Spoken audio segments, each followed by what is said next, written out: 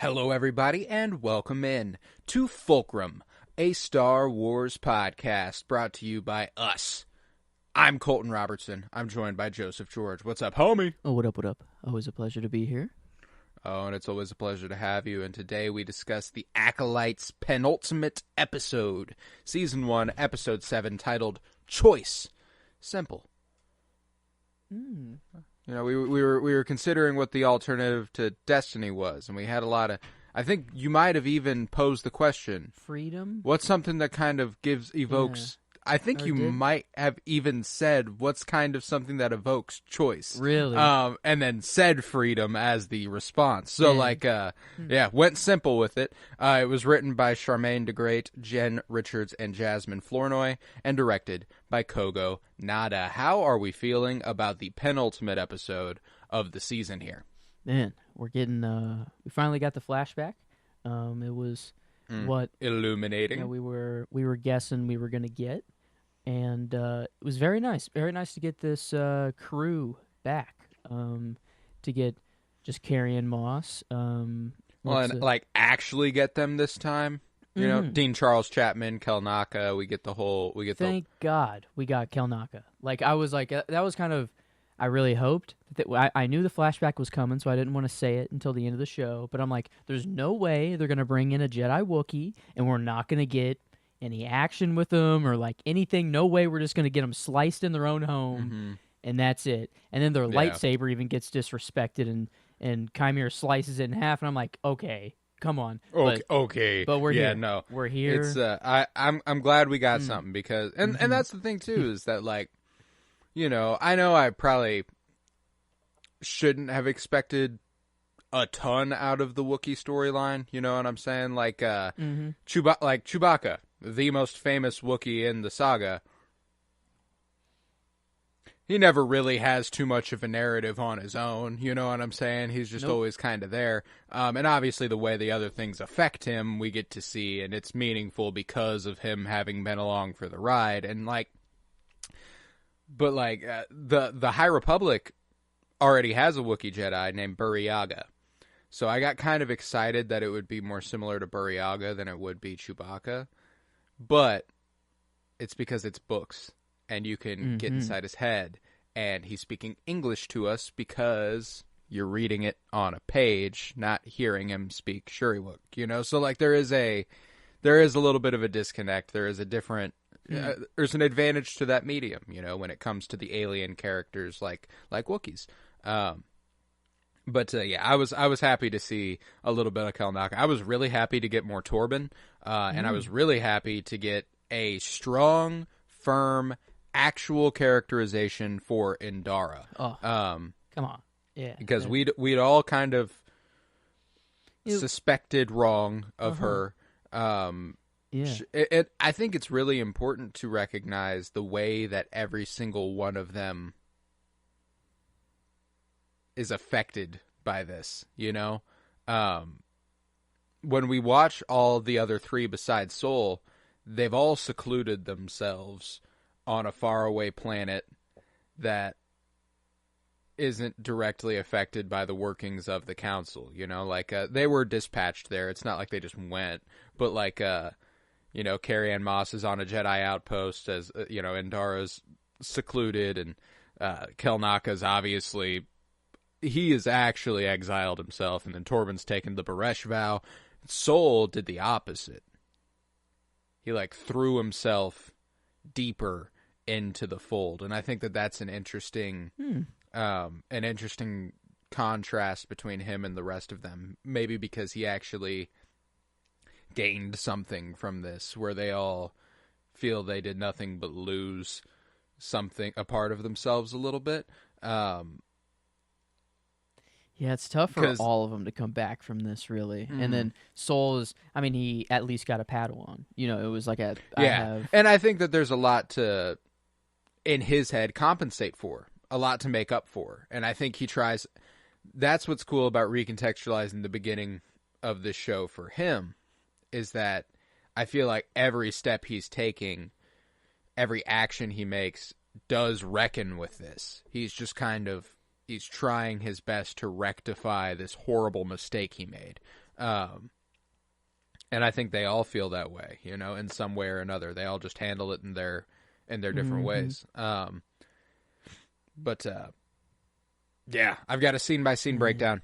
It's fucking strong. Are you ready to dive into that? Oh yeah, no, there's some strong early scenes that I'm excited for. So, we start hot. We begin with the younger crew of Jedi on Brendok. They tend to the local foliage and sort of a monotonous days. Just kind of, we get a little montage of them, you know, putting the stuff. Like, it looked like Soul. I love the passion Soul's doing it with. You know, he's got like his little bin that he like opens and he puts the foliage in there. He's like, yeah, you know, he's kind of like, yeah, this is my shit. You know, Torben's obviously bored as fuck. And later on at dinner, he refuses to eat because he's bored as shit. Bored as a motherfucker up in here. And he opines to his master that this shit sucks. When do we get to go back to Coruscant? And we learn that they've been on the planet for 7 weeks, and Torben grows tiresome of their daily routine. If they haven't found anything, they likely won't. You know, it's been long enough. And they're here because long ago, this planet was declared lifeless after a hyperspace disaster. When that is obviously no longer the case, now that there's thriving plant life. What does that mean? Does that just mean a ship went through it? Or like a the fuck? Hyper? This is the plot of Light of the Jedi, the first High Republic book. Is the hyperspace disaster. So like they gave us the book readers a tasty morsel. That's cool. That's yes, okay. Yeah. So like you actually can know exactly what this is if you read Light of the Jedi. It's you don't even like. Obviously, come the movies and stuff, we feel like we've accomplished hyperspace so thoroughly that it's kind of like, how do you fuck up hyperspace, you know? And they feel the same way at the time. Like they're like, how is that possible? What the fuck happened? And that's the mystery, discovering how it happened for the Jedi. We kind of know, but it does become illuminated to us. It's really cool. But yeah, that was satisfying. As like she said, Indara said, it was declared lifeless after a hyperspace disaster 100 years ago, and I was like, fuck yeah.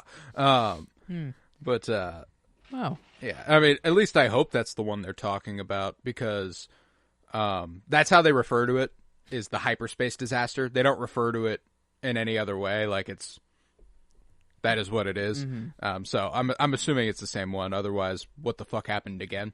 Also, 100 years earlier lines up with the timeline with Vernestra's age and everything. So like, I'm cool with it. But yeah, Light of the Jedi. If you can read it, you should. But yeah, that was satisfying. But now we see, obviously, it is not lifeless. There's plant life everywhere, and Torben's like, well, fuck. So there's plants. Who cares? And Indara emphasizes the importance of their mission with the help of Sol, who says they're searching for a vergence in the Force, a power so unique it can create life itself. It should be protected. It should be studied. There is nothing more important to the Order. And Torben takes little solace in this. And the next day, Indara, what are you realizing over there? Oh my God, that's how whatever the animal is called that Luke's drinking the milk from on Octu, that's how they evolve so quickly. How it's a vergence is there, and plant life, this planet was dead and lifeless, and now it is actually like the plant life is at least there. And I assume that speeds up evolution. That's a good call. A life beacon. I feel if you're near it, you're just fucking. I don't know. Yeah. Okay. Anyway, sorry. Just no, you're all good. One you're little all good. connection. I don't know really what it means, but or if it means anything, yeah. you know. Yes. But no, I feel you. That was a fun little connection to make. But the next day, Indara confides in Sol that her Padawan is too distracted to appreciate their significance on this mission, the significance of a vergence specifically, and nor are they sure that it's actually caused the life here on Brendok. And Sol comments that Torben is disturbed and unbalanced, but Indara chides that he is the one who is disturbed and that he shouldn't project his feelings. Quit that. Basically, she's like, that's how you feel, dipshit. but she says that she doesn't just tell her Padawan things. He must seek the answers for himself, and she gives him the tools to do so. Soul doesn't quite agree with this strategy, and she comments that is why she has a Padawan, and he doesn't. Come on, Indara. I mean, Indara's getting the character for the episode. I think that's for sure. She just kind of came in and was like, let me show you why I'm actually dope. And I'm as so hell. thankful, man. I was like, you have Carrie-Ann Moss, fucking cook, do something. And they did. Yeah. They did. I knew they would. I had faith because we always knew we were getting another flashback episode. But I'm glad they allowed her to live up to my expectation of what her Jedi character would be.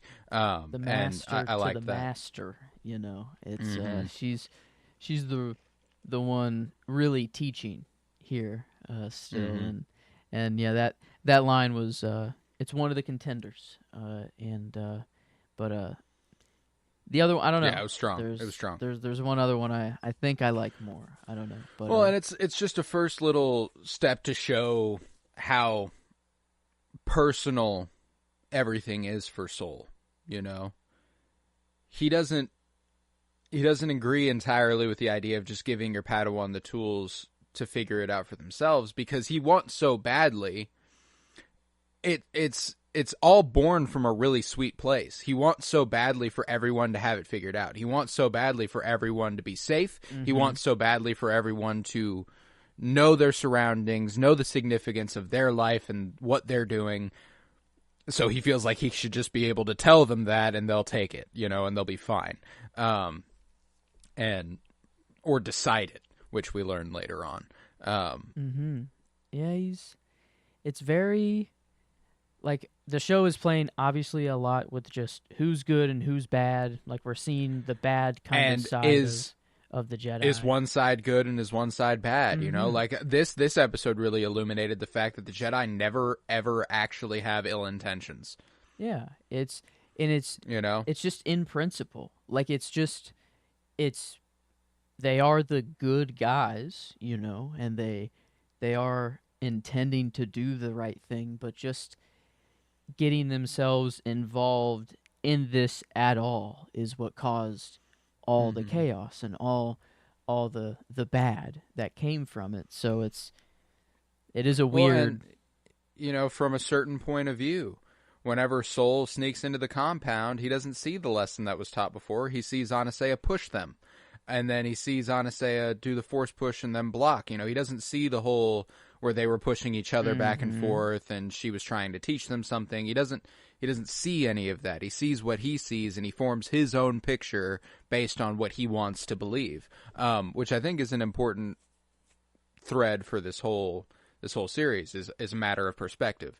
Everyone sees what they would like to see until they are proven otherwise. And it's really strong, man. Like, this was, I think there was obviously an excitement of episode 5 and a tightness of episode 6 that was more exciting. But this was, like, riveting in a way that it might be my favorite of the season so far. Hard to say. Like, it was nice to get the answers we finally wanted. Yeah, I guess, and I was preparing for, like, the worst of the worst answers for Soul. Like, I mean, I was getting, I don't know what I prepared for Soul to do. It's still pretty bad when we get there, but, like, it is nice to have just this flashback, and then it's like I felt the urge to go back and watch those earlier episodes. I'm like, oh, now I need to now that I have this, I would really like to watch 3 and 7 back to back. I would like to see the difference played out there. And I appreciated, that we actually we use episode 3's events as touchstones. Like, this is where we're at. This is where we're at. This is where we're at. This is what's happening at that time. And I appreciated that because, I didn't want it to just be like a fire all of a sudden breaks out and we're like, oh, we're rolling, But I'm glad they used it that way. It was a strong episode, very well directed, very well performed, very well written. But they devise a plan to split up, and Soul follows the river to find May and Osha where we met them in episode 3 under the Boonta tree. He follows them and discovers where they come from and calms Indara in an attempt to get her there. He sneaks inside the compound and observes the tail end of their lesson where he sees Mother Anastasia push the girls through the Force. We watch him clatter away, as we heard in episode 3, and then he finds multiple witches standing over the pit where they conduct their rituals and leaves, which, presumably, this pit is the Virgins of the location where they do their ritual, where we saw that, where, like, the energy shot up through, and, you know, like, seems pretty likely that this is the Virgins in the Force that they commune with. So I guess just the dark pit, that would... The dark pit. That's Octu's. So I guess, is it just that's it? That's the Virgins? So, I guess... It's just a dark. Maybe it is always a dark thing, and that's they'll. I don't know if. Do you think there's more? Like they go back out here and they find it or. I mean, hey, dog. Like, yeah. I mean, I guess it's not a far-fetched idea that the show will end where it quote unquote began. It didn't technically begin here, but like the events that propel the story began here. Like, do we return to Brendok? Is Brendok where the culminating event happens? Is that where we end this show? I don't get that impression, but it wouldn't surprise me if Kymir's like, I want to show you one last thing or something, you know, or you know, so like it's hard to say how we decide to wrap this up in what is, I assume, a 37, 38-minute episode. I'm not saying it's impossible. I mean, if it's longer than that, hell yeah. But I'm not getting my hopes up for anything longer than that because they don't. Usually I'll be like, what do we need? An hour and a half to do this? And then they're like, 36 minutes. Good luck. Have fun. You know, and I'm like, okay, cool. And they usually do, like, I'm never concerned with runtime. It's just like my puny brain can't comprehend how you can possibly do this effectively in a short amount of time. Now, I believe that they can. They always manage it. They usually figure that out. But, like, I can't. When we connect all these different things as we keep going on with the Chimera and May stuff, May telling Osha and May's relationship, Soul getting involved with them, maybe Vernestra coming back into the fold somehow. We speculated a little bit that this, you know, you specifically speculated the Coven might not be entirely eradicated. It doesn't seem like it doesn't seem concrete, and I tend to agree after rewatch, you know. But like, how do we reckon with that? All in one episode, you know, like so it's exciting. So like whenever we speculate about things, whenever I say like I don't know, it's more from a perspective of I don't know how we could possibly deal with it when we already have so much to deal with, you know what I'm saying? And we got some answers with the flashback, but then like it gave me some unexpected questions like, oh wait, is the Coven alive? Like, is Coral alive? Like, it feels like they are, but then if that answer is yes, how the fuck are we gonna, like, do all the future stuff and that too? Like, that, yeah, like, it's crazy. And I guess the only piece we're kind of missing is how May finds Chimera, and maybe all of that can be tidied up in that flashback alone. Like maybe it's... Yeah, I mean, like, that's the thing, is a lot of the stuff that I'm talking about too can be tidied up. It can be wrapped up pretty fucking quick. You know, like it just feels like it would require, like, I don't even know what it would require to satisfyingly communicate this information. I'm assuming we see the events as Soul honestly explained them to May. Like he said, you are going to listen. Pretty sure this is what she's listening to. You know what I'm saying? Because it's Soul's perspective pretty much the whole fucking time. Okay. You know, so you had the idea at the end of last week that Osha was communing with them through the helmet. You know, it's just you and what you bring with you. You know, you, the Force, and what you bring with you. And maybe she tries to connect to May. She does, and she hears this.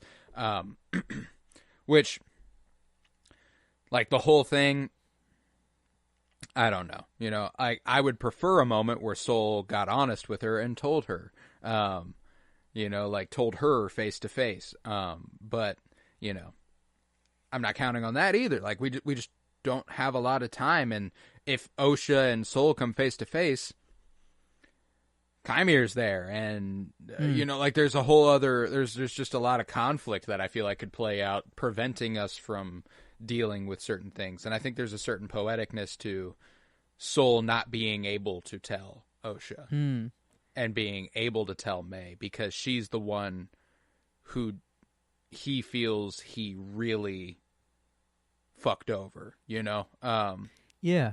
Yeah, no, definitely. I mean, there's I guess the one important perspective that we need is May. Like, we need to see what May does, I guess, just after the fall. That's and maybe that's right. what And I mean, we open on, is we open on Kymir and Osha, maybe Osha gets that message through, so Osha now knows that too. I don't know if that will happen, but then May at least will hear it from Soul. They have that conversation, and maybe May will be like, "Well, yeah, right after you drop me or whatever. Like, now, thank you. I didn't know that. I thought I just fell, and Osha happened to be the one to live. Like, because no way they know." Like, Soul was even holding them up in the first place, The perspective they play with in episode 3, you don't know that. They fall and they stop, and you think it's just kind of metal setting. But now to know, like, that's why it would be exciting to rewatch, is because that's actually Soul fucking holding them up. And then deciding. Like, that's a... Whoa. That's a moment, you know? And from May's perspective, she just thinks, damn, I'm the unlucky one. But obviously she makes it out of this. She doesn't die. She... Yeah, I mean, where's Coral? Yeah, that's still an important detail. That's true. I'd be willing to bet the bridge between Kymir and May is Coral. In some capacity. Maybe because May has everything she needs to hate the Jedi. She watches Soul kill her mom. Yep. There's not much more you need after that. That's that. She's good off that. So, like, knowing she witnessed that, it does refine the idea that maybe I used to think that she never saw any of these people again. Like Coral, nobody, because everyone is dead. Everyone died, and that's that, But now it feels like there is a chance that people survived, and all she needed to fuel her fire was the fact that Soul killed her mom. You know what I'm saying? Like, that's... Because I didn't think that was... on the table, was that one of the Jedi straight up murder their mom, That's a big one. Which I honestly think, like, there's, we'll get to it. We're jumping the gun a little bit, but it's hard not to on this one. It is. But back at camp, Soul informs Indara of his findings of Force cult on the planet, and he comments that he thinks they're witches, and they quell Torben's suspicion that they may be Night Sisters, as Indara's like, we don't have all the information, they don't raise younglings, let alone train them, so not Night Sisters. And he worries for the children, Soul does. She says that she will contact the council to see how they move forward, but he insists they must act. He fears for their safety. They prepare for a ceremony tonight. What if they are in danger? And Indara reluctantly looks to the coming eclipse as Soul continues his argument, and she agrees. They arrive at the compound and have Kelnaka slice the controls, and Indara volunteers to go alone. They'll see it as a threat if they go in numbers, which she is correct. And Soul and Torben counter that there are 50 of them, and they should remain together. And Indara, again, reluctantly agrees, though they must be vigilant. Was there kind of a... Because she says, like, 50 women and 2 children. She's like, I still got that. Was it kind of... Is that, like... Is that what she was meaning by, like, 50 women and 2 children? Like, one I think Jedi it was more of a... I think it was more, again, of her realizing how strange the scenario is. Like, if 50 women and 2 children, you know? Like, how are there 50 women That's and true. only 2 children? I think is kind of how she looked at it, you know? Granted, I feel like she was trying to, because she was trying to go in there alone, and I guess that was the point she was trying to prove. And I feel like if she's saying like, yeah, 50 women and 2 children, I can still go in alone, like still, even you know, I think I don't like feel like she is like, the master. I mean, like maybe she's like just that confident, you know. She's just know? like, yeah, well, and I'm fine. Like I don't need. There you might guys. be something she's trying to tell them that's like, I am a woman, you know? They are probably more likely to talk to me than they are to you, you know? Which is also... That's fair. Valid. That's very you know? fair. Yeah, 50 women.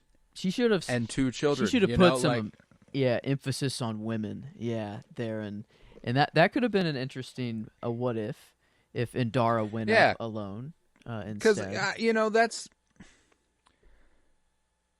Because then it's not Osha leaves with them. Like that was that was what was going to happen anyways. And like I mean like maybe it just completely goes peacefully. Both like Soul is projecting much more danger onto the situation than there actually is, which is, I mean, I've seen a lot of, you know, online is going to be a minefield, especially modernly when media literacy is hit or miss, you know, and I don't blame anybody for thinking this. It's what Star Wars has always taught us. It's what Star Wars has always said in regards to the Jedi Order, which is that attachment causes this. Because he feels such an attachment to Osha, he does everything to take her with him. It's fear. You know, he's afraid the whole fucking time. He's afraid for the child. He's afraid she won't be okay. It's him feeding on fear and desire, you know, not attachment. He wants to take her with him. He's afraid that she's in danger, and that those 2 things drive every choice he makes in the episode. If he wasn't afraid for the children, he would have let Indara. He wouldn't have argued that Indara shouldn't go alone. If he didn't want her to come with him, he wouldn't have scaled the side of the wall with Torben to try and figure out how to stop. Because he was just told to stop Torben. Mm-hmm. He was not told to chase Torben down and scale the compound with them. You know what I'm saying? Like, this is true.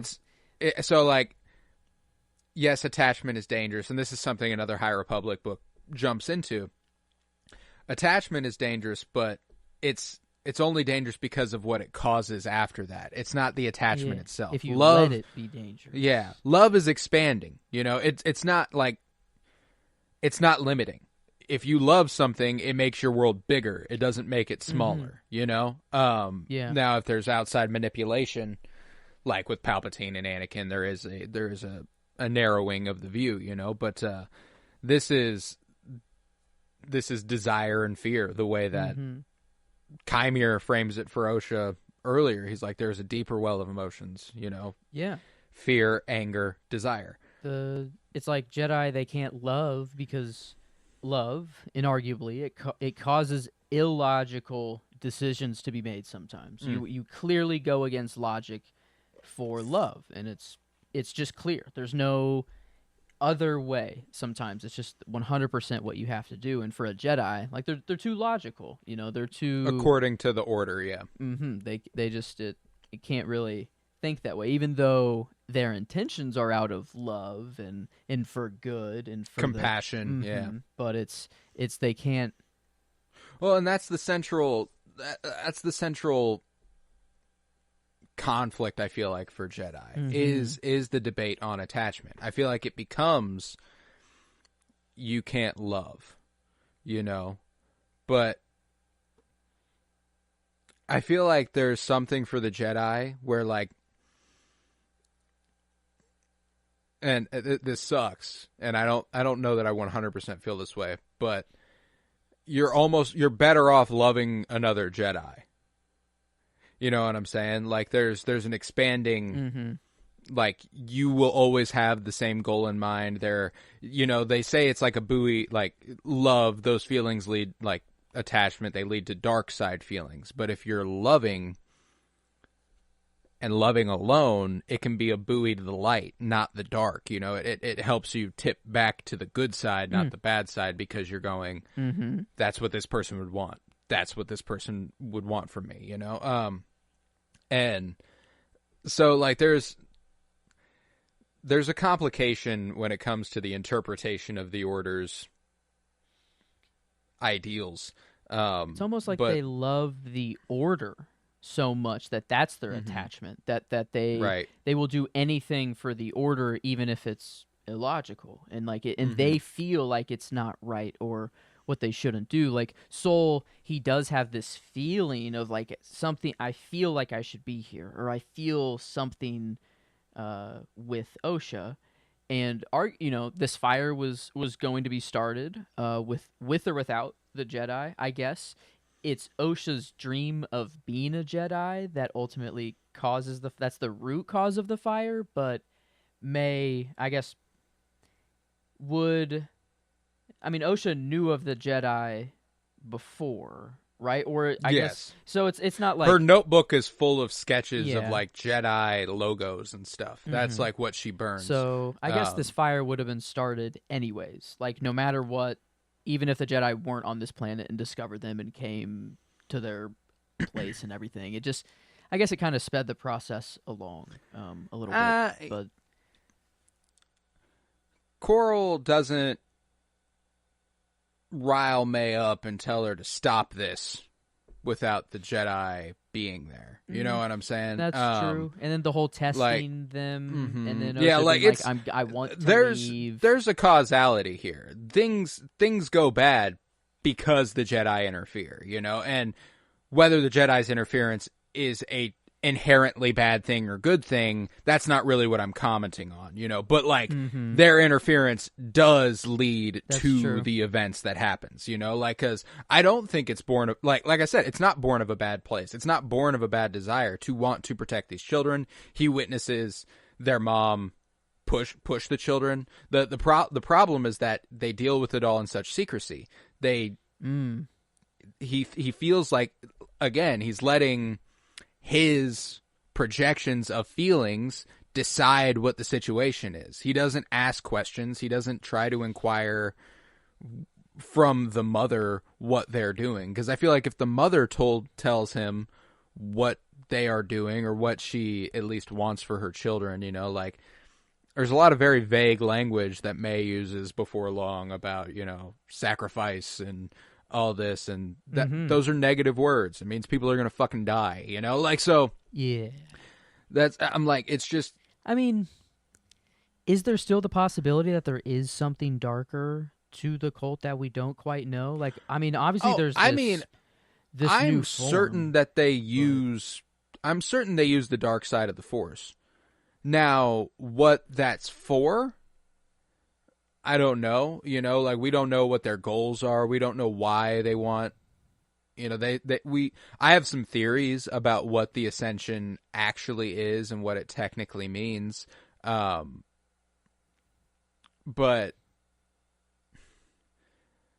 what that motivation is born of, what they're trying to achieve in ascending Osha and May, I don't know, and I don't know that we're actually going to get those answers, at least not next episode.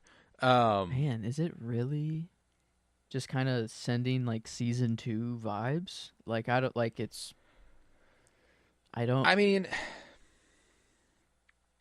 That's the thing, is that like this thread, no pun intended, this thread, I don't think needs to be tied up. I don't think we need to know why May and Osha were being created by this coven. I don't think we need to know. What we do know is that my theory is that they want them to be a Vergence, not the location on Brendok, but them. They're trying to create a Vergence in people, not in the place, so that wherever they go, their numbers can grow. Is kind of how I look at it. You know, they never have to be alone again. They never have to be secluded again. But I also think that the ascension, with the power of one, the power of two, the power of many, likely means that they all would have taken the mystified form and been absorbed into May and Osha, is kind of how I look at it. So that they are their future. Like, I think that's expressly what Anastasia says, is that the children are our future. Their wishes must be considered. You know, like, it's so I don't know. You know, and another thing that is important in understanding their intentions is, where did they come from? How long have they existed? You know, are they, you know, we've speculated about a connection to Chimere. Have they been prolonging their life? Is there a reason they're worried about needing a future? You know, are they on the verge of their demise? Do they know that they are? Like, so there's a lot of questions, and not nearly enough to wrap up in one season, but the questions are also not directly important to the central thread of this story. True. So it's like, that's the thing, is that, like, while I'm curious and while I would like to know, they don't have to answer that for me to feel like the show is complete. Like, they could leave that pretty vague and I'd be satisfied. Now, if they did do a season 2, I would be disappointed if they don't pull on that thread. Yeah. You know what I'm saying? Like, that's where I'm at. I'm like, I don't think they need to, and if it is just one season, it's cool. If they do a second season, they better fuck with this stuff. You know, like, I want to know about this stuff. So that's just kind of where I'm at. I don't think it's possible to do all we have to do and that next week. Yeah, that is quite a lot. I mean, and if they are alive and there is still all of these questions and they do answer them and they do tackle it next episode, they probably pretty quickly just have to be wiped out, or, you know, something. Like, Chimere just has to come in, kill them, take May. That's it. Or, like, well, that's my thing, is that, like, I severely doubt. Like, I think when May goes to the Bunta tree, like, I really don't. I can't comprehend the idea that she would follow the stranger after he kills everybody. You know what I'm saying? If she knew that. I also don't get the impression that the stranger raised May. Like, she found him later on. Yeah. I feel like there would be a relationship they have that they very clearly don't if he found her immediately after this. You know what I'm saying? Like, if he found her and has been raising her for 16 years, their kinship would be a little different than the one we see them have. You know what I'm saying? Yeah, this gap in May's life is very, very interesting, because we know Osha's just in the Order and eventually gets spit out. So I guess if they always kind of have the same but opposite lives, maybe when Osha gets spit out of the Order is when May finds Chimere. But what happens? What happens while Osha's in the Order? What's May doing? Like, what is she? She might just be alone. You know, like, the opposite of what Osha is getting, which is surrounded by thousands of beings exactly like her.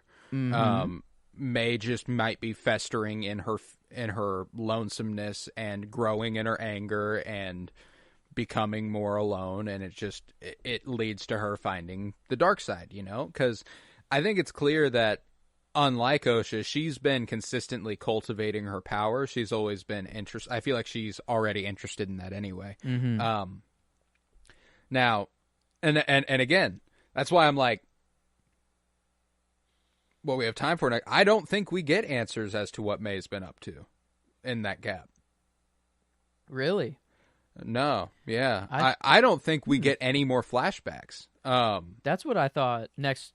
That's the opener. Like, May's perspective. Like, right after she falls is we get how she survived. I feel like that's important enough I mean, to need to be answered in this season, I feel like, of how May survived. how May survived the fall or how May survived the time? The fall. Just the fall. Like, just how she got out of there.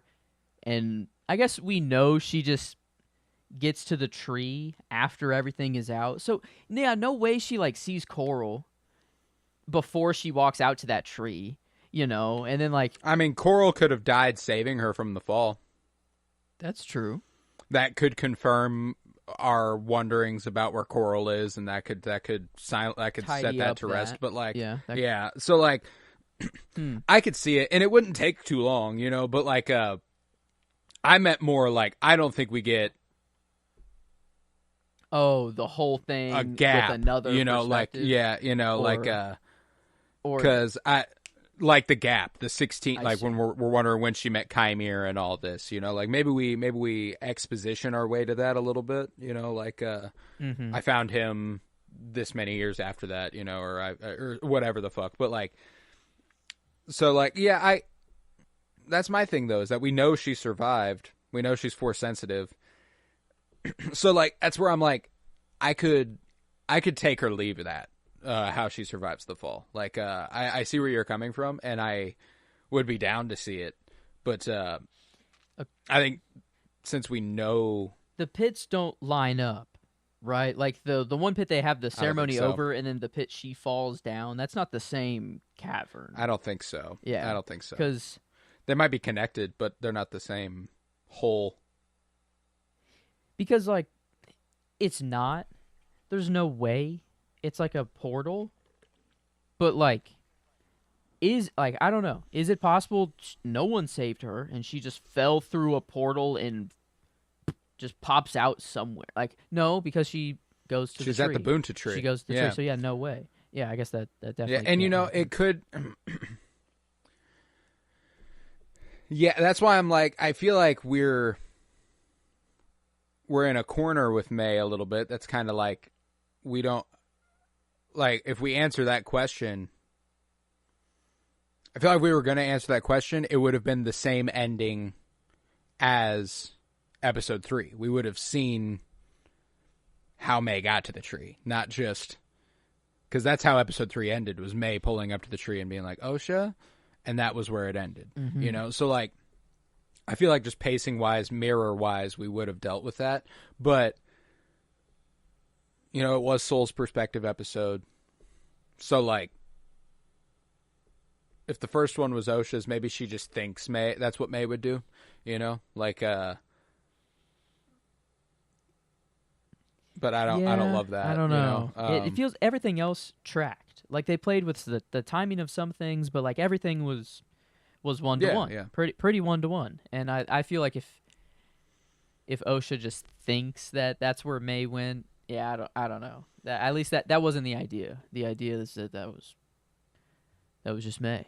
May was really there, but yeah, that's why I'm like, I'll be cool with it if we deal with it. I wouldn't expect that. That's where I'm at. Like I'm cool with that. I would like, because I don't think it's unquestionable that she will answer some of our questions about her.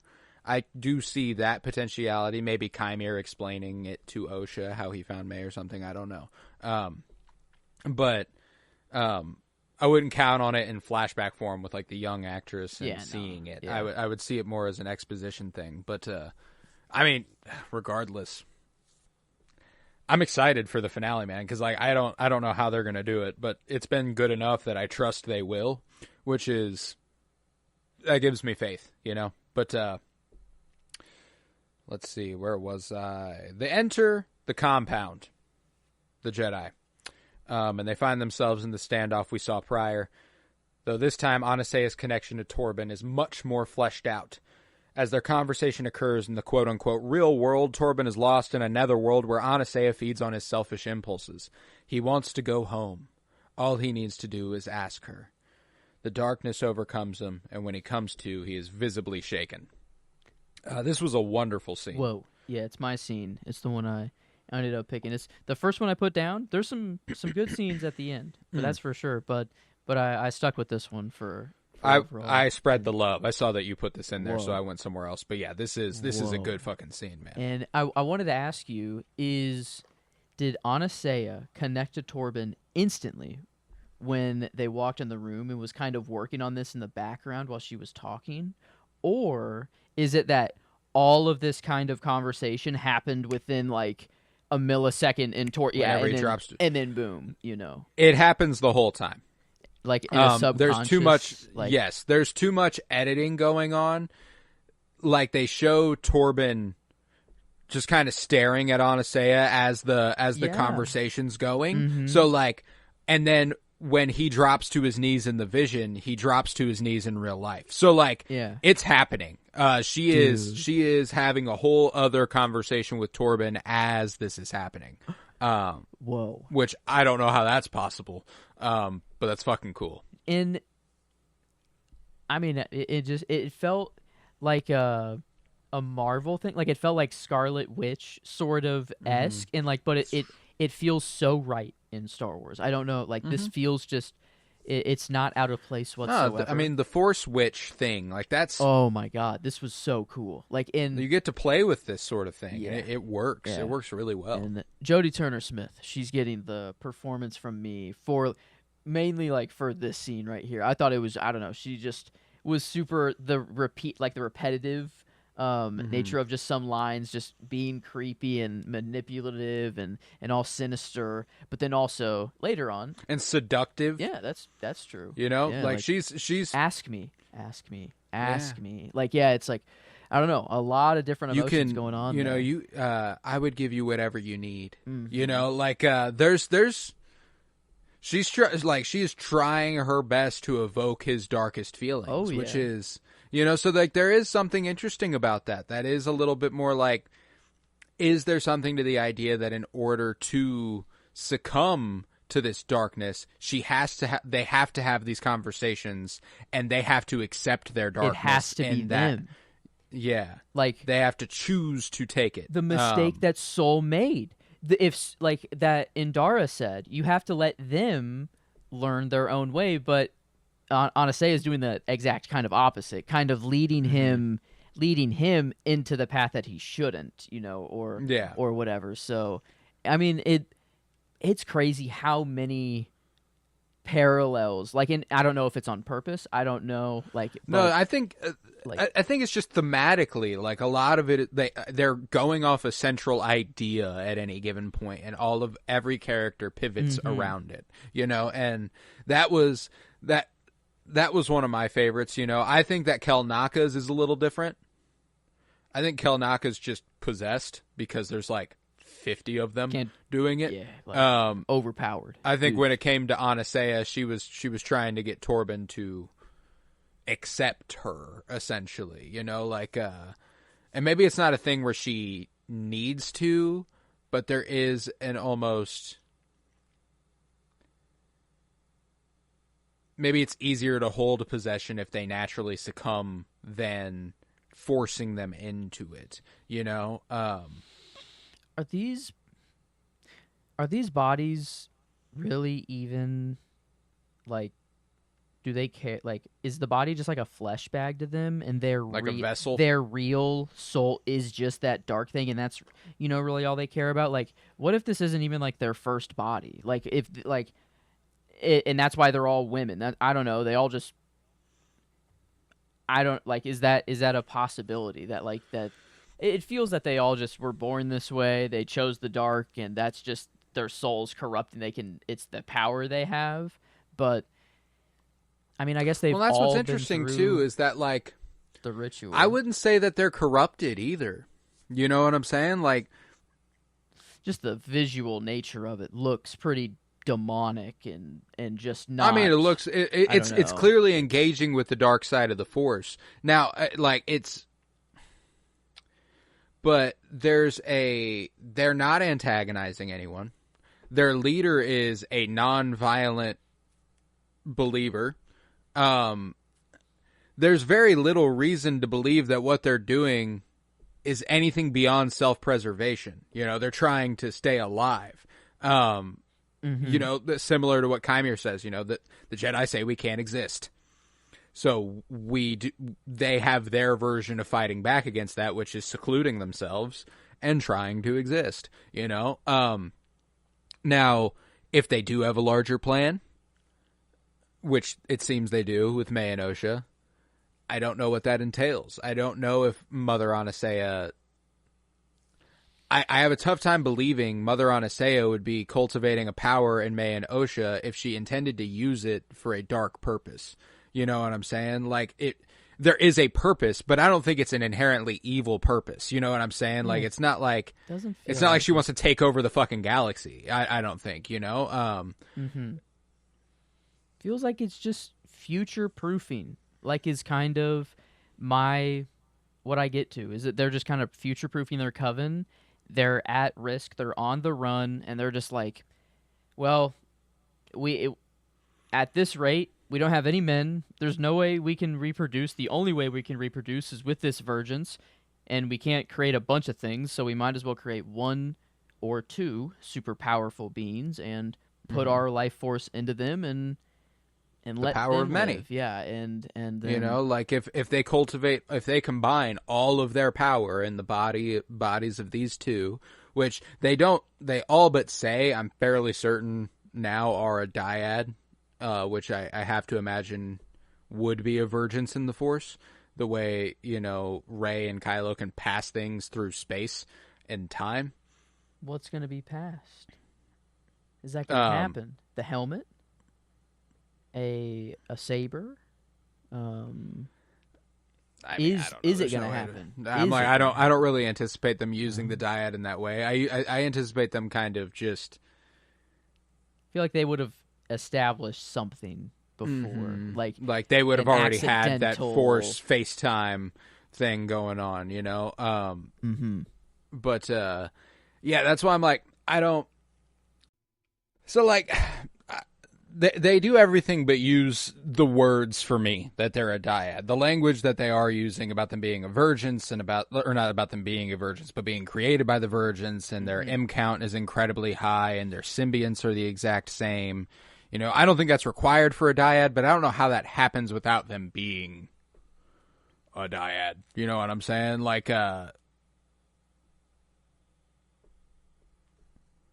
know. I was about to say, does that mean Rey and Kylo somehow, you know, obviously they're boy and girl, but like, so, but I don't think it's a requirement for them to be a dyad to have the exact same symbionts. I'm just saying that since they do, it might not be there might be a much more physical component to their dyadship than Rey and Kylo's. Like, there might just be like, you were born like this, your symbionts are the exact same, you're two different people, but symbionts? You're one. Like, have we heard that anywhere else? Like, is that, like, in cloning, the word they use for, like, their DNA makeup, or is this a new kind of... Phantom Menace briefly touches on the idea that the midichlorians are a symbiotic life form.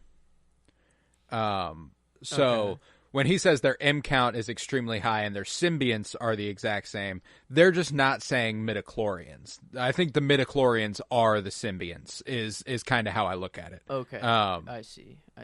I think that they've tried to avoid using the word midichlorian ever since 1999. They've been like, don't touch it. People, like, M count, mysterious, like, okay, yeah, I don't know what that is, you know, like, but like, for some reason people fucking hated midichlorians in 1999 because there was like a physical component to the Force that they didn't dig, and I can respect that, but it's obviously evolved quite a bit since there were 4 movies. True. So yeah, now, but I don't know. Yeah, the symbionts, I'm fairly certain, are just the midichlorians that he's talking about. Like, their M count is extremely high, and not only is it extremely high, the literal symbionts are the exact same, which is... Yeah, I'm like, you know, well, again, we will get there, but they enter... Oh, wait, let's see, where was I? Okay, we were talking about the darkness overtaking Torben, and They go on their way and back to the ship, where Torben sits still uncomfortable. Sol approaches and speaks to Indara in private, and she commends him for suggesting they test the girls. It buys her time to convene with the council for guidance. And he didn't have such a tactile approach, however. He feels something in Osha. He sees her, and he feels a connection. She is meant to be his Padawan. Almost sounds like he wants an acolyte. Indara warns that this isn't something they can take seriously. They're too old and too ingrained in their coven. The council will never approve, nor will the coven itself. And he argues that they marked May with dark magic, but Indara reminds him that ceremonial markings are customary in many cultures in the galaxy. And Sol argues that Osha didn't have one, though, and he worries she's not safe, which Indara can and does agree with. You know, she may have resisted the marking. There's no way of knowing. Yeah, well, you showed up right when she was about to get her marking. So. That is true. Another going thing off, half-cocked, maybe talked. There's just a lot more conversation that needed to be had to avoid this misunderstanding. I wonder if like there is a transformation that is done during the ritual, that there's just a physical difference between May and Osha, where maybe May, she starts to kind of fade into that form, whatever. Maybe Osha's like incapable of that form. I don't know. Like maybe it's not in their nature. It's until they take the ascension. But well, that's what's also interesting is that when she explains the ascension, it becomes clear that they didn't all do it. Yeah, it's only for like the leader. It's this like was for them, you know, like, and that's why I'm like, because you know, notably, none of the other people have the swirls either. You know, it is just Mother Anastasia. You know, so like, I it's so hard to tell exactly what would come of this if they succeeded, and maybe the culmination of the show is them completing the ascension. Maybe Osha does accept it, and her and May join forces, and they become something more. But regardless, Sol feels righteous in this calling. He asks who is protecting this child if not the Jedi. He believes she wants to leave with them. And Indara reminds him again not to project his feelings. Do not confuse what you want, or what she wants, with what you want. And she marches off. The following day, May is brought in for her test. She fails, on purpose as the Jedi can tell, but they get important information about the Coven from her. She tells them about the Ascension. Her marking is a result of it, and she quite likes the marking, and Indara even compliments it as beautiful. And she continues that the Ascension must be very important to include a marking like that. It is, this was really important to me, and displaying just how manipulative Sol is. Yeah. Like, there is a much more tactful approach than the one he takes. And Indara puts it on display hard, you know? And Sol just wants Osha to pass so that he can have her as her Padawan, and that's like, it's all he cares about. Nothing else. The mission doesn't matter. What else is going on to actually get the true information doesn't matter. Dude is one goal, and he's set. Narrow focus, yeah. But, yeah, and Indara continues that the Ascension must be very important to include a marking like that, and May agrees. It means one day her and Osha will lead the Coven. And Indara questions how that can be, given that they are, you know, small children. And May, again, agrees. She doesn't know. But her mother says that they must walk through fear. Everyone must be sacrificed to fulfill their destiny. Which evokes a worried glance from Sol, which Indara shares. Yeah. Which, that was important to me. We were discussing last night about Anastasia, like, you were speculating, like, so with Anastasia, I was like, I think all these people, I think everybody would be absorbed into them somehow. Everyone will be sacrificed to fulfill their destiny. Yeah, like, I think all these motherfuckers would die in order to serve their future. But Indara politely thanks May for the explanation and bids her farewell. And Sol clocks her purposeful failure and asks to try a new approach with Osha, which he is granted permission for. And we cut to his attempt to sway her to the Jedi, which Torben and Indara both seem to agree is wildly inappropriate. Even Torben, who most of the time agrees with Sol in this episode, is looking at Indara like, this isn't normal. You know, like, this is not what we're supposed to be doing. And Indara looks fucking not okay with what is happening. And Indara ultimately cuts them off to proceed with the tests, and Sol agrees, and he watches as he tests her, and when she gets one right, Sol just kind of sits back and smiles, and she is not happy with it. Yeah, dude takes one correct answer and is like, we're done here. We wraps. I mean, It's over. No further questions needed, Your Honor. My Padawan is here. And... My Padawan hath arrived. Yeah, no, it's pretty. It's. We already could tell Sol was being a little manipulative in the third episode, you know, but at least this episode gave us context that it's because he wants her as a Padawan, not just because he wants her to join the Jedi.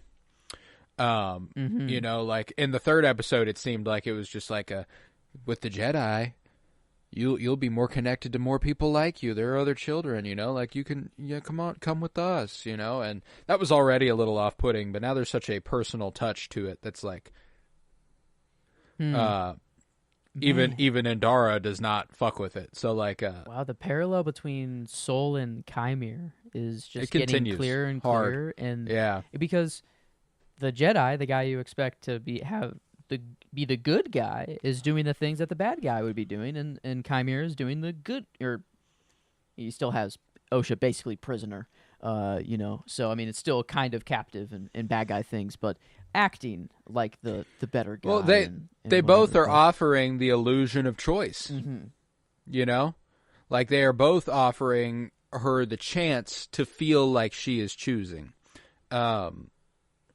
And Sol, you know, if I do believe that if Osha had been like, never mind, I don't want to do this, Sol would have been okay with that.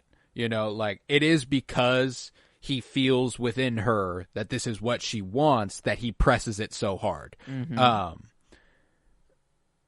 But still, I mean, like the Coven says, like, she's 8 or whatever. Like, she wants to be an intergalactic hero, peacekeeper with the laser sword. Like, yeah, so did I when I was 8. You know what I'm saying? You think I wanted to be Catholic? They are forcing her to be the future of the Coven, though, and not just a kid. True. So it's like, I think that's the conflict there. Is like, it could be out of good intentions, but at the end of the day, they're getting wheeled into this whether they like it or not. And it could have been a choice that she thinks she wants, and she is young, whatever. But at least it's something that's hers. That it is a choice. No, yeah, and I can't blame Osha for wanting that. That's not what I'm trying to say either. You know, like that makes sense. It's just predatory for Sol to feed on that. Like, it's just sucks that Sol would. It's be the not master. up to him. Yeah, like, you know, it's not up to him, but he makes it up to him. But later, Indara tells Torben to run the girl's blood samples, and she's contacted the council for instruction. In the meantime, the other three will continue the field work, and on his way out, Sol reminds Indara with gusto that Osha passed. Yeah. And Indara's like, chill the fuck out. Okay? Go. In so many words. She's like, yeah, I'll talk to the council and I'll let you know what they say. Okay, buddy? But at the camp, Sol paces waiting for Indara. He says something is wrong, and he runs to greet her arrival. She tells him, bluntly, the council said no. They will not sanction the removal of the twins from their home, and Torben argues that there is something dangerous about the Coven, and who can blame him? As he has been possessed once already. Yeah. But Sol piles on that Indara herself can feel that the twins are not safe. And Indara says that the council says they've interfered too much already, and Torben asks if this means they can at least go home.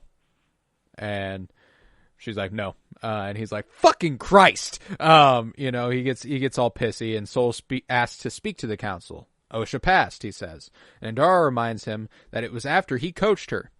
You know, she tells him not to alter this little girl's destiny just because he has formed an emotional attachment to her.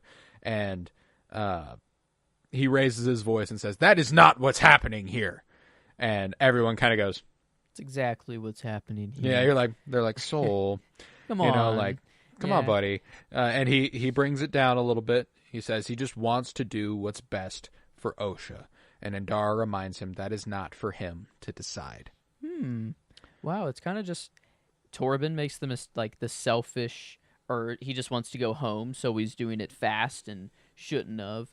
Soul, the selfish want for a Padawan, and it's if those desires, I guess, are taken out and they remove themselves from the equation, like Endara, I guess, is doing the whole time.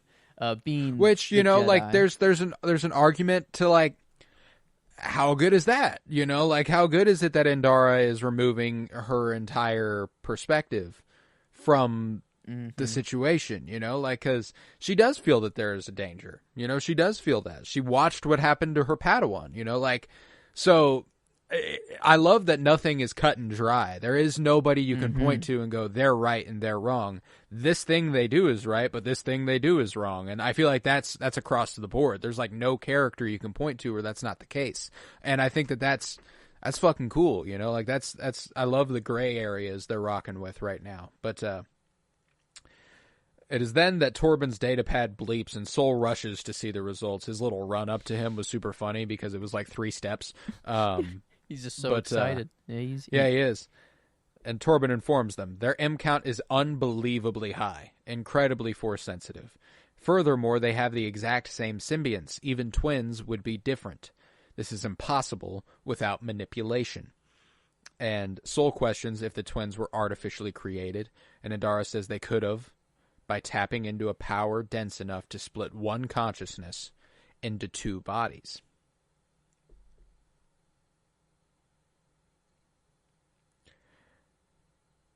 What does that mean? Because, what's her name? Shoot. Other mom, not Anna. Coral? Coral says she carried them. Like, they were in a womb. So it's They were created in a womb, though. Okay, like, okay, true. Yeah. Yeah, what the fuck? So, like, one... Because is that what a dyad is? Or they just happen to be a dyad that also is one consciousness split into 2? Because it doesn't feel like Rey and Kylo are one consciousness split into 2, you know? But that's the thing also, is that they've lived completely separate lives at this point. I don't feel that way about May and Osha either. You know what I'm saying? Like, I don't feel like they are... Maybe that's They've said point. Things about them being always one but born as 2 and, you know, stuff like that. But... be a crazy point to make, but maybe it's like that's the consciousness. It doesn't matter. Like, if it's there, it's there. It doesn't. There is.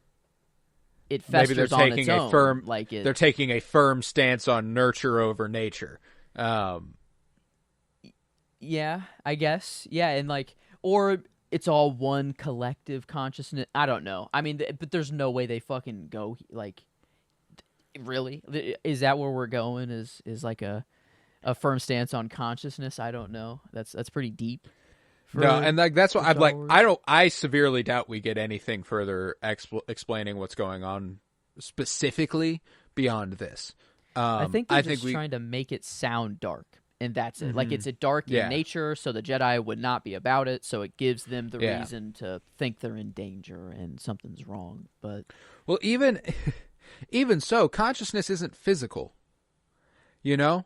The symbionts wouldn't be attaching to their fucking conscience.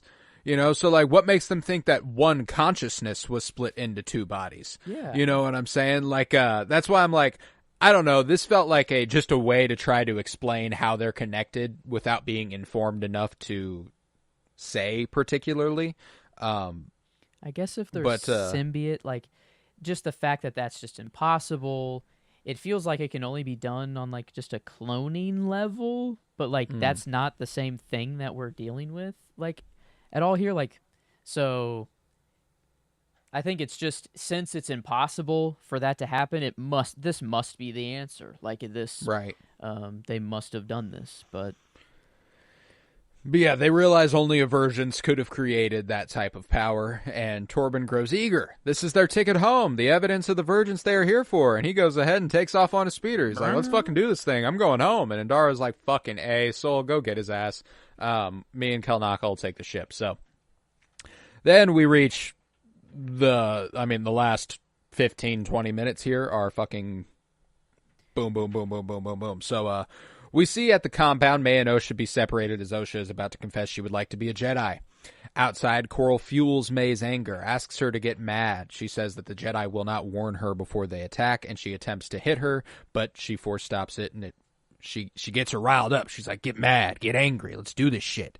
And she readies and arms her people as well, ready to take on the Jedi. And then we see the Coven attempt to convince Anastasia that Osha is not fit to make a choice like this. She does not yet understand her power. It isn't her choice. And Anastasia asks, but is it ours? And she says that this is her chosen path. It's what she wants. Her children are their future. Their wish must be considered. And one of the witches chimes in that she may be their mother, but she is also their leader. And Anastasia delivers what is probably the line of the episode. Right now, I choose mother. Boom! Yeah. And there's no, like, her saying this, there's no way that it's, like, through an evil intention that they create, you know. That's like Anastasia is a good fucking person. Yeah. You know what I'm saying? Like, and that's what's bizarre about everything going on is that, like, it would be so much simpler if Anastasia was not good. Yeah. But she so obviously is. And it just really gums up the works. I don't know what to think half the time. Right now, Anastasia chooses mother. Elsewhere, May fuels her anger further and instructs Coral's witches that no one can get in or out. May smashing the shit up and be like, nobody gets in or out. You know, it's not even Coral saying that. It's her. But outside, we see that she's disabled the elevator. Sol and Torben search for a way into the compound, scaling the wall after Sol senses the conflict between May and Osha inside. And above, Indara sends Kelnaka down to stop the conflict before it begins. And in the courtyard, Coral prepares the Coven for battle while Anastasia counsels her for peace. But Coral would sooner die than let the Jedi take her children. We watch as May sets Osha's notebook alight again, and immediately, this time, we see regret it. Attempting to put it out, but dropping it and fueling it inadvertently. She tries to stomp it out, but it spreads, finding its way to an electrical panel nearby, and she calls for her mother and runs away.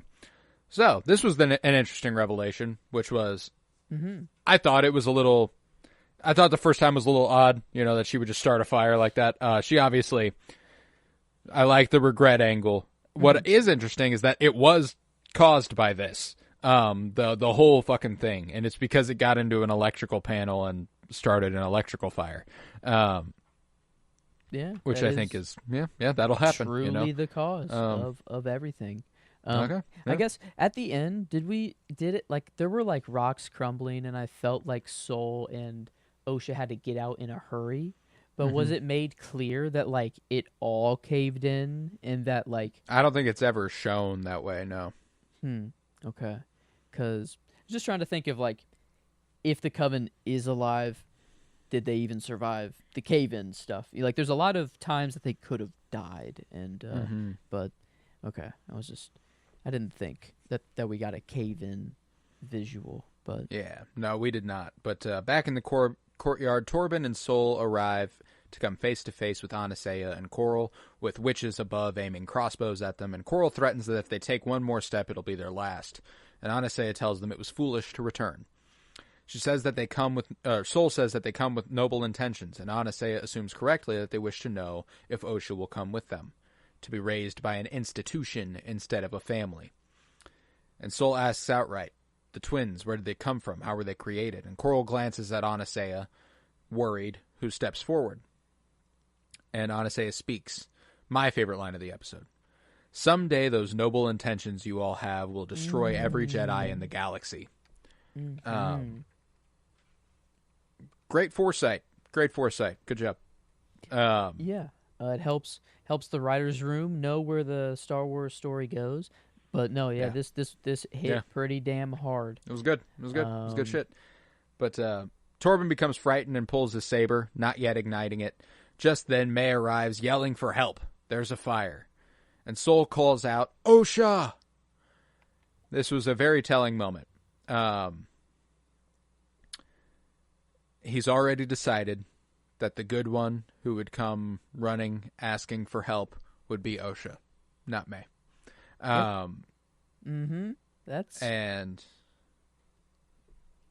Eesh, I don't know. The dude is so tunnel visioned. It's crazy. Yeah, he's completely written off May. He doesn't even consider her.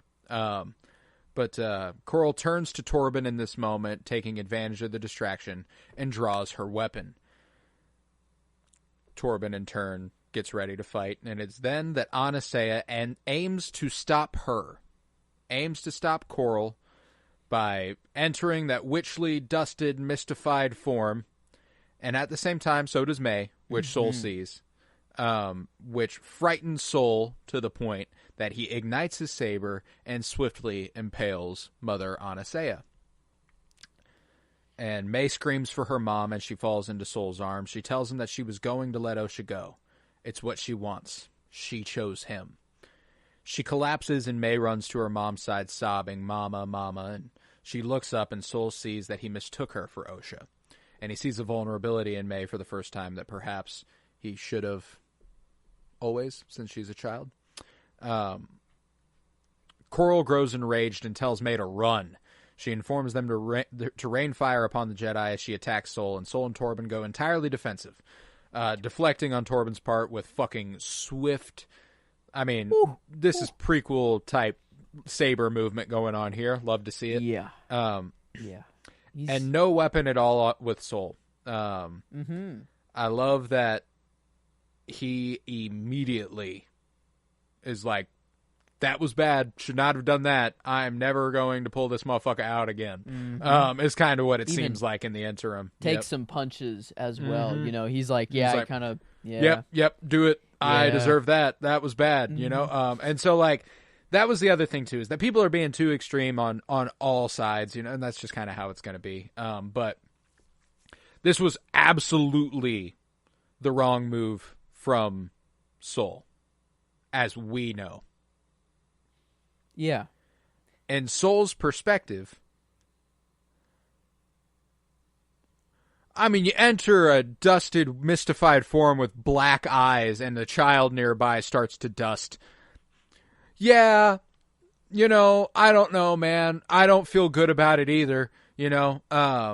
He'd seen her force push the kids. He hadn't, like, he hadn't seen any sign that they were okay with Osha coming with them, you know. So, like, it was quick to action. It was an act of fear, and that's something a Jedi shouldn't do. But it's relatable in the sense that, like, yeah, you just gonna let somebody make their eyes turn black and turn into a dusted witchy state, bro? Like, I don't know. I get scared too. I get it. He should. But like, we know he shouldn't have done it. We know we like Mother Anasea. We know that it was a bad choice. He does not know that. And even not knowing that, he still immediately fucking regrets it. And I think that that's a really strong character moment. You know, whenever he refuses to ignite his saber, Coral yells, "Attack me." Which felt, felt relevant to attack me with all your force. You know, he's refusing to pull out his weapon. It's certainly a parallel to what ends up being May's future.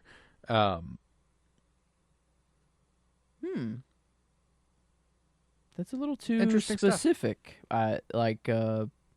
Maybe not just a parallel. Like, do you still think there's a possibility Coral is a Sith master? Maybe not. Man. Because this is the task she was given by Kymir. You know, like, it's Kymir who tells her to kill without a weapon. Now, Coral does have a weapon. That's notable. Does Coral live and she's the first pupil of Kymir? And that's her task? She fails, she dies, May's next up? Could be. I don't really... how does Coral That's the thing. find Like Kymir? Coral's role in between. Like I have no way to fucking know. Like I'm like they are being too vague about it. You know, like she's obviously done something, or she will obviously be important in some capacity. And maybe not. Maybe it is just an oversight, but I don't think it is. I think she's going to be important in some way, but like I don't know what that way is. But amidst their battle, an explosion erupts, seen from above by Endara, and Sol ignites his saber only to disarm Coral. He then instructs Torben to run inside to fetch the twins, but it is no hope. Coral mystifies and tells them they should not have brought him here. And Torben insists his mind is fortified, but she did not mean him. It is then seen that Kelnaka is fully possessed and ready to attack Sol and Torben. He absolutely whoops their asses, just dominates them for a while. They stand barely any chance. He is being controlled by a plethora of witches, as we see, conducting a ritual in their training room. And he nearly kills Torben by choking him against a wall and forcing his saber to his side. But Sol successfully attempts to stop him. And Sol gives him the work for a second. It's pretty impressive what Sol was able to do in these moments. Whenever he disarms him and gets him for a second, but Kelnaka regains the upper hand, and he is only brought down when Endara makes her Trinity ass entrance and flips over him and pins him to the ground, connects with his mind and severs the connection, incapacitating the witches. Hard to say specifically what happened here. You know, I went with the perspective that they were dead. Like the effort from this exhausted their faculties. But on rewatch, I could see that like maybe they are alive. I just feel like it's one of those things where if they are alive, it's too much to deal with. Yeah, you know, like why? we don't have. Yeah. I mean, but they not made it vague, but they left it open. It is a possibility now, and maybe that is for season 2. Maybe it is just a season 2 thing. If they want to come back to it, they can. Actually, maybe won't it's something matter for the story, and maybe it's a glimmer of hope for the Jedi that the only loss of life that day was on Asaya. You know, like maybe it wasn't as awful as they remember it, even though it was bad. You know, maybe there's solace to be taken in that. I don't know. It's hard to say, but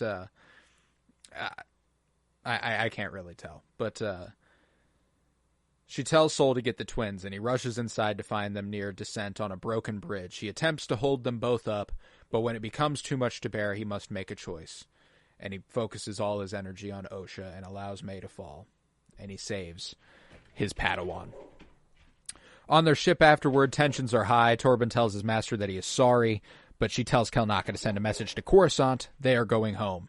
She tells Sol and Torben that she warned them not to interfere. Sol says he wanted the twins to be safe, and Endara finishes with no thought of the consequences. Sol rises to meet her, and says that he had to make a choice. They nearly come to blows when Torben stops them. They grow somber, and Torben asks what they will tell the council. And Endara says they will tell the truth. May burned down the witch's fortress, and everyone was lost. And Sol says he must face the council, and Endara grows petulant. Why would you do that to her? After everything she lost tonight, you'd take away her dream as well. She says that before he throws himself at the mercy of the council, he must ask himself what he did it all for. Why he made the choice. It is then that Osha wakes up in a panic, and Sol goes to comfort her. When she asks what happened, Sol looks to Endara, who eagerly nods. He says, May started a fire. And the episode ends. Incredibly effective ending. I love the choice to cut it off there. Like, choice. He had the opportunity to choose to tell her the truth, and he doesn't. It's the first thing Osha hears. Like, that's from a source that she has to like it's the only source of information she has, and it's your sister did all of this. It's all your sister's fault. And I mean, obviously they're not going to come out and just be like, all right, we fucked it up so bad, we are so sorry. I don't know. It's like how he has to break a lot of news to her at once, you know. It's a heavy a heavy task that he sat, but he should have felt some guilt, I don't know, or had it's something, because now it's just built on a No, lie, their whole it makes. relationship. And But I even appreciate that the lie is born of a place to try and protect OSHA, you know? Like, they still think they're doing the right thing, you know? And morally, we know that generally it's not the right moral thing to do to lie, you know? The alternative, what is the alternative for OSHA? You know, like, we tell her the truth, she resents the Jedi, and her family's dead? Like, there's a part of you that can understand why they decide to lie to OSHA. You know, like, there's a part of you that can understand why they would protect this girl's feelings in that way. It's a short-term gain. As we see in the present timeline, it's about to come back and bite them in the fucking ass. Didn't OSHA say we have to go back or something like that? And then Soul was like, no, there's nothing for you back there. Like, but if she went back, she would have found May still alive, you know? Yeah. So I guess there's that. There's like the alternative where she goes back, she finds out May is still alive. They would both just really resent the Jedi, and I don't know. Yeah, I'm very curious on what May does in between now and before she finds Chimere, or when she finds Chimere, because even if we'll get those answers, I don't know. But I feel like that's kind of the only thing that's left super unknown. Like, it's just, we know she ends up at the tree at the end of the event, and then with Chimere at some point. Like, Yeah. But yeah, no, it's there's a big gap there. Sorry about that. I really do like the parallel as well that this episode ends where the last one did too. Soul tells May the truth in the place where he first told OSHA the lie on their medbay bed thing. I think that's a cool little touch that I really, really appreciate. But yeah, man, it was a good fucking episode. It was illuminating. It was demoralizing. It was good, man. It was really good. This is some fucking Star Wars, and I'm happy we're getting it. But I hope it's a happy ending. I don't know. Like, I doubt it. I don't think there's a way to get a happy ending out of this. Eesh. Yeah, I mean, it isn't looking good. Like, I do not see the light at the end of the tunnel next episode. You know what I'm saying? Like, one episode left, Soul tells May the truth. Soul's gonna fucking die. Like, there's no, they're gonna complete the cycle of killing all 4 of those Jedi, and that will be that, you know? Like, there will obviously be more to it than that, but none of them are going to make it out of the season. I fully believe that, you know? Wow. Yeah, I don't see, there's no way. Unless this Virgins is a god tier story writing element where they could be like, all life just comes back, you know, if can restore life. Everywhere they go it's just, yeah, there's no happy ending. I don't know. I'm trying to come up with anything. It's impossible. But I'm like, there will have to be a major subversion of expectations for there to be a happy ending. You know, because, like, we know what this is barreling towards. This is about the Sith ingraining themselves prior to the Phantom Menace. That's an inherently negative thing, you know what I'm saying? Like, that's not a positive note to leave us on. But, you know, either Soul ends up dead or exiled, and one way or the other, it's not a particularly happy ending. But yeah, with that, I'll do the plugs real quick, and then we'll answer our question of the week. If you would, head to Twitter, follow @TheFulcrumPod, where you can get updates on anything we're about to be doing. Here in a couple weeks after the finale, we are going to be beginning our Rebels rewatch. I'm very excited for that. We're going to do a couple episodes a week. We're going to start with the double premiere of Season 1, Episode 1 and 2. Super excited. Similar format to The Acolyte. Maybe not so scene by scene, but still, you know, the favorites and such. It's going to be a great time. I'm very excited. So you can get updates on whatever we're doing there. We also do the Penny Bloom podcast, where right now we're covering House of the Dragon, which is about to get halfway through next week. We're doing Cinema Surprise, where this week is the movie Cure by Kiyoshi Kurosawa. We're doing a lot. Movies, TV, all the shit. You can keep up with us, Penny Bloom Pod, and here. Yeah. With that, the question of the week was asked again by Jocelyn. Shout out to Jocelyn. What great question also. What in any medium is your dream Star Wars project? A thing I guess we've all thought about. You know, we all have a thing we want out of Star Wars, something we want more of.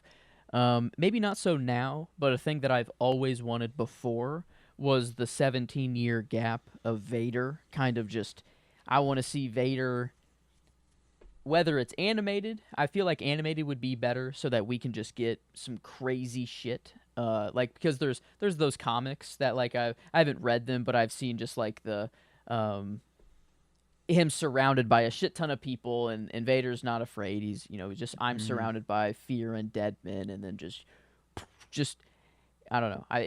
They're all dead. And I feel I want to see that Prime Vader, and animation would probably be my go-to. But my main want is a game. I want a good Star Wars single-player story game that I can choose my own route. And Lego Star Wars came sort of close. Like, it was okay, but there was the main storyline to play, and you were just playing in the movies, and you couldn't really be like your own character. But I want like Skyrim, but Star Wars. That's Gotcha. like just my favorite game of all time, but I want my favorite franchise to be melded with it. Meld those, And it's a pretty common one, I feel like, and I think Jocelyn wanted something, you know, very similar. very similar. But the one that like tickled my fancy heavily was one that was rumored to be made in the works, which was a Mando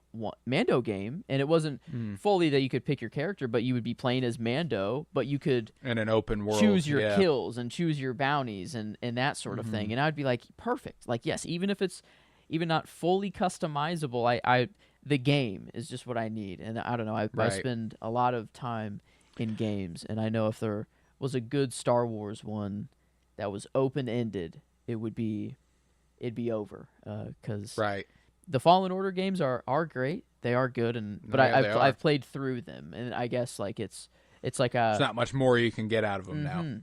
Yeah. So, but just the open game, and then some Vader, Prime Vader, and any more Ronin. That's like my other one. I want a Ronin series, just a whole thing in the same style. Give me him just going everywhere. Taking out the Sith. And that'd be gnarly. So, that would be gnarly. Those are all good choices. I got a few. You know, one of my favorite things I've always wanted are comics around the Bad Batch. I think that they lend themselves really neatly to a comic format. I think that would be a really, really cool comic series about the Bad Batch. One of the things that I thought of was a faithfully adapted television series of the High Republic books.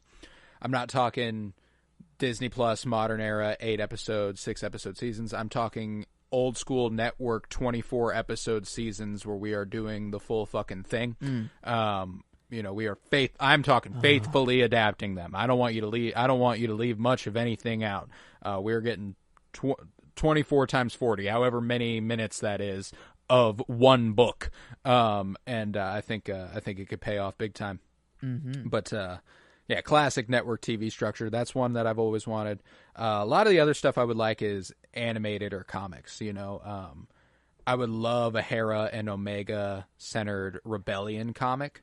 And to build on that, a sequel trilogy, Rise of the First Order era animated series following mainly Leia. In her inner workings of the Republic, kind of a loose adaptation of Bloodline, another great book, with much more of that Rangers of the New Republic stuff getting folded in as well. And I mean, obviously Omega could come with that. I think Hera could come with that. just heroes of the New Republic discovering the foundations of the First Order and taking the first steps towards building the Resistance. And then lastly, we need more animated movies. I want animated movies. I don't even really care what about. Make animated films, you know, like I love the animated series. They consistently some of my favorite Star Wars. They're missing out on a lot of artistic fulfillment creating animated films. I would like people are like, I want the Clone Rebellion show. I would much prefer the Clone Rebellion movie. I don't think we need a full we've gotten the Clone Wars, we've gotten the Bad Batch. We know the groundwork for a Clone Rebellion that already exists. Culminate that in a film. I think that would be really, really cool in the Clone Wars animation style. I mean, post Return of the Jedi, Luke, Leia, Han, Lando animated series, I would love that.